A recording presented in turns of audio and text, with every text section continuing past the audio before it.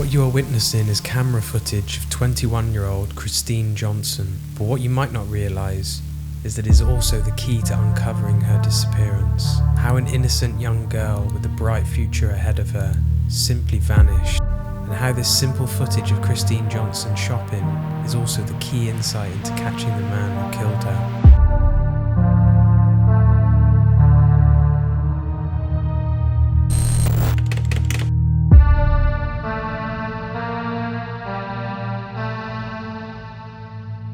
"20-year-old Kristine Johnson is a college student from a small town in Michigan.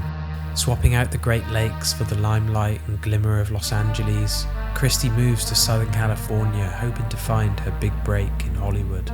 Described as creative, fun and ambitious, Christy is well liked by her friends and close with her family, especially her mother Terry.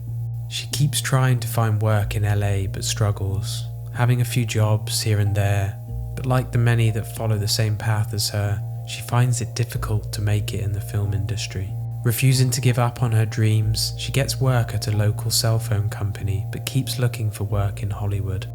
It's now February the 15th, 2003, and Christy is on the phone with her mother, something she does regularly. She tells her how she is going to the mall, and her mum tells her to pick out Valentine's gift for herself.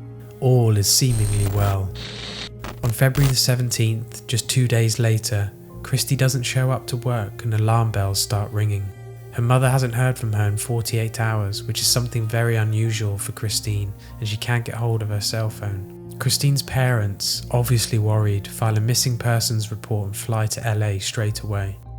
The police called Christy's bank and found she purchased a few things from the same mall she went shopping in 2 days earlier, which is the footage you are currently seeing. She purchases a white shirt, a mini skirt and black nylon heels, which will prove to be very useful for the investigation.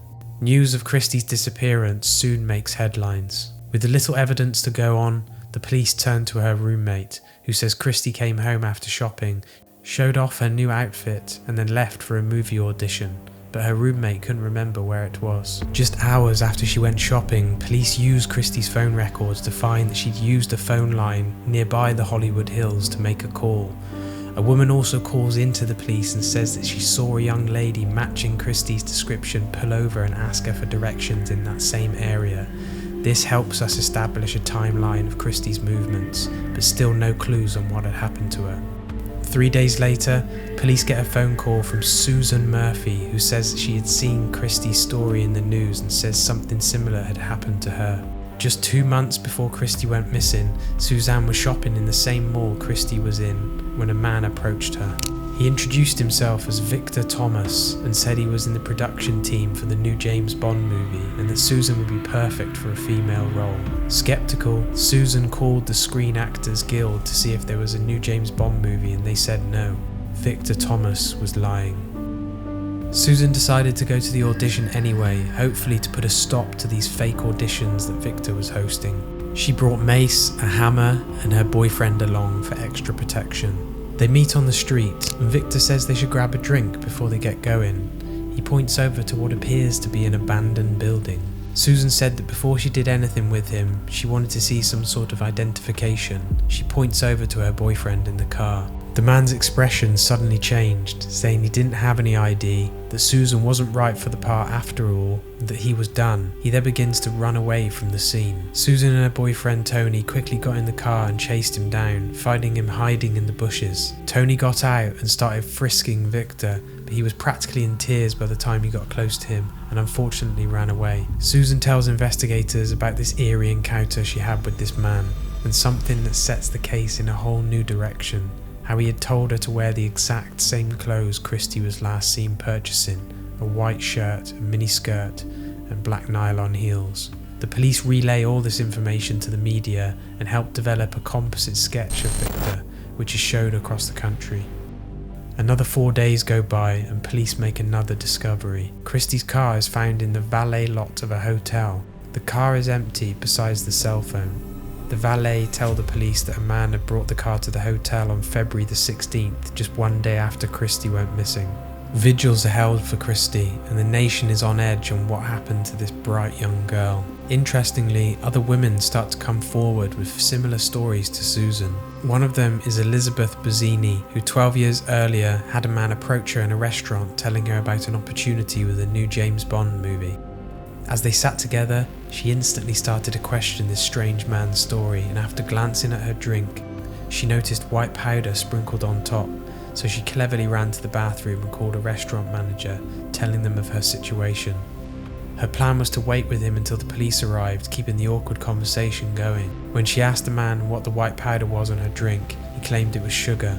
Elizabeth told him that she didn't like sugar and that they should swap drinks. At that exact moment, the man got up and ran out of the restaurant, narrowly evading capture from the police. A similar story happened to Kristine Johnson, who had met a man claiming to work for Columbia Records in 1999.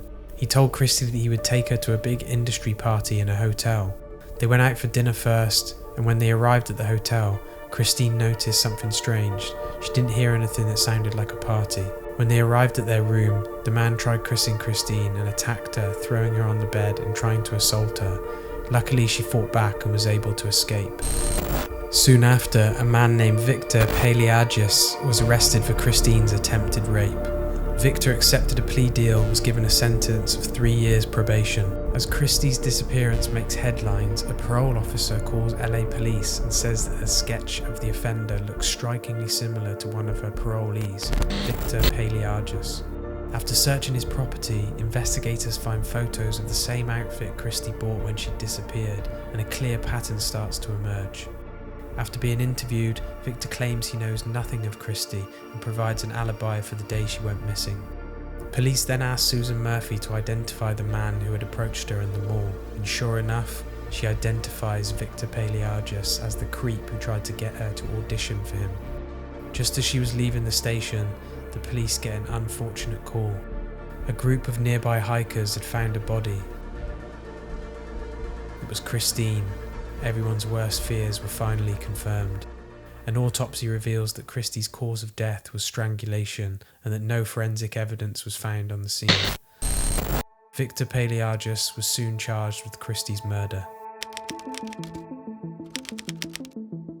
Victor's trial brings light to his history as a serial predator. More women come forward about similar offences, such as Heather Mayer, who was nearly raped by Victor before he was caught and sent to jail for 3 years before being released on parole less than a month before Christie went missing. Another survivor was Kathy DeBuono, who told the court how Victor approached her in the same mall as Christie and Susan, offering the same audition role for a new James Bond movie, although this time claiming he works for Disney. Knowing that Disney didn't make James Bond movies, Kathy called Disney and they tell her that this man was a fraud and could be dangerous. But she decides to meet him anyways, bringing along a stuntman friend for extra safety. But unfortunately, he never showed up, and Kathy is sure it's because his stuntman friend didn't lie down in the back seat of the car. But one thing was for certain, this was the same man as she had seen in the police sketches of Kristine's disappearance. In total, there are 7 women that testify against Victor. The circumstantial evidence is starting to stack against him. Finally, Victor makes a plea deal, admitting guilty to the crimes as to avoid the death penalty, but then he makes an appalling decision. He decides to withdraw his plea deal, writing an 11-page letter to the court about the misrepresenting of facts and violations of due process. But what he doesn't realise is that a plea deal cannot be withdrawn simply because the defendant has changed their mind. On September the 15th, 2006, Victor Paleagius was sentenced to 25 years to life for murdering Kristine Johnson. Justice had finally been served. This was a mixture of great police work, but most importantly, incredible bravery from the women who came forward against Victor. Each woman shared their story and helped put this sick and twisted scumbag behind bars.